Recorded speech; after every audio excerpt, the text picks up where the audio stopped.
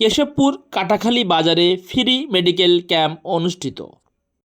কেশবপুর উপজেলা স্বাস্থ্য কমপ্লেক্সের আয়োজনে কেশবপুর কাটাখালী বাজারে সুবলাকাঠি ইউনিয়নের জলাবদ্ধ মানুষের স্বাস্থ্যসেবা নিশ্চিত করতে ফ্রি স্বাস্থ্য ক্যাম্প অনুষ্ঠিত হয়েছে।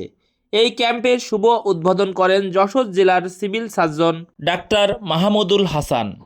এ সময় উপস্থিত ছিলেন কেশবপুর উপজেলা নির্বাহী কর্মকর্তা মোহাম্মদ জাকির হোসেন, উপজেলা স্বাস্থ্য বিষয়ক কর্মকর্তা মোহাম্মদ আলমগীর। এ সময় আগত রোগীদের স্বাস্থ্যসেবা নিশ্চিত করেন কেশবপুর উপজেলা স্বাস্থ্য কমপ্লেক্সের ডাক্তার GMSK ডালিম, doctor Imdad Hossain Shamim, doctor SM Abu Zahid.